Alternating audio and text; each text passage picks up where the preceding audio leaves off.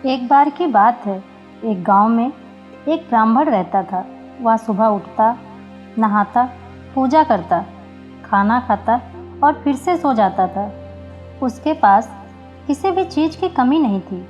उसके पास एक बड़ा खेत व खाना पकाकर देने वाली एक सुंदर सी पत्नी और 2 बच्चों का अच्छा परिवार था। सब कुछ होने के बाद भी ब्राह्मण के घर वाले एक बात से बहुत परेशान थे। वो बात यह थी कि ब्राह्मण बहुत आलसी था। वो कोई भी काम खुद नहीं करता था और दिन भर सोता रहता था। एक दिन बच्चों का शोर सुनकर ब्राह्मण जाग गया और उसने देखा कि उसके दरवाजे पर एक साधु महाराज आए हैं। ब्राह्मण और उसकी पत्नी ने साधु महाराज का स्वागत किया और उन्हें भोजन कराया। भोजन के बाद ब्राह्मण ने साधु की खूब सेवा की। साधु महाराज उनकी सेवा से बहुत प्रसन्न हुए और उन्हें वरदान मांगने को कहा। ब्राह्मण ने वरदान मांगा कि मुझे कोई भी काम ना करना पड़े और मेरी जगह कोई और मेरा काम कर दे। तब साधु ने उसे वरदान में एक जिन देता है और साथ में यह भी कहते हैं कि जिन को हमेशा व्यस्त रखना। अगर उसे काम नहीं दिया तो वो तुम्हें खा जाएगा। वरदान पाकर ब्राह्मण मन ही मन बहुत खुश हुआ और साधु को आदर के साथ विदा किया। साधु के जाते ही वहाँ एक जिन प्रकट हुआ। पहले तो ब्राह्मण उसे देखकर डर जाता है, लेकिन जैसे ही वो ब्राह्मण से काम मांगता है तब ब्राह्मण का डर दूर हो जाता है और वो उसे पहला काम खेत जोतने का देता है। जिन वहाँ से गायब हो जाता है और ब्राह्मण की खुशी का ठिकाना नहीं रहता। कुछ ही देर में जिन फिर आ जाता है और बोलता है कि खेत जोत दिया, दूसरा काम दीजिए। ब्राह्मण सोचता है कि इतना बड़ा खेत इसने इतनी जल्दी कैसे जोत दिया। ब्राह्मण इतना सोच ही रहा था कि जिन बोलता है कि जल्दी मुझे काम बताओ, नहीं तो मैं आपको खा जाऊंगा।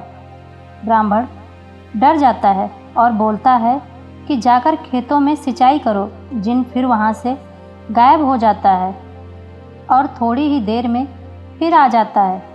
जिन आकर बोलता है कि खेतों की सिंचाई हो गई, अब अगला काम बताइए। ब्राह्मण एक एक कर सभी काम बताता जाता है और जिन उसे चुटकियों में पूरा कर देता है। ब्राह्मण की पत्नी यह सब देख रही थी और अपने पति के आलसीपन पर चिंता करने लगी। शाम होने के पहले ही जिन सभी काम कर देता था। सब काम करने के बाद जिन ब्राह्मण के पास आया और बोला कि अगला काम बताइए, नहीं तो मैं आपको खा जाऊंगा।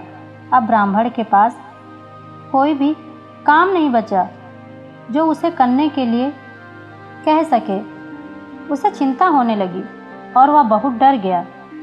जब ब्राह्मण की पत्नी अपने पति को डरा हुआ देखा तो अपने पति को इस संकट से निकालने के बारे में सोचने लगी।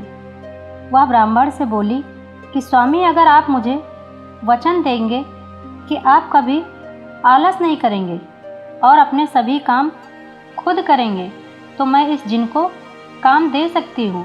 इस पर ब्राह्मण सोचने लगा कि पता नहीं यह क्या काम देगी। अपनी जान बचाने के लिए ब्राह्मण अपनी पत्नी को वचन दे देता है। इसके बाद ब्राह्मण की पत्नी जिन से बोलती है कि हमारे यहाँ एक कुत्ता है, तुम जाकर उसकी पूँछ पूरी सीधी कर दो। याद रखना, उसकी पूँछ एकदम सीधी होनी चाहिए। जिन बोलता है कि अभी यह काम कर देता हूँ। यह बोलकर वह वहाँ से चला जाता है। लाख कोशिश के बाद भी वह कुत्ते की पूँछ सीधी नहीं कर पाता और हार मान लेता है। हारकर जिन ब्राह्मण के यहाँ से चला जाता है। उस दिन के बाद से ब्राह्मण अपने आलस को छोड़कर सभी काम करने लगता है और उसका परिवार खुशी खुशी रहने लगता है।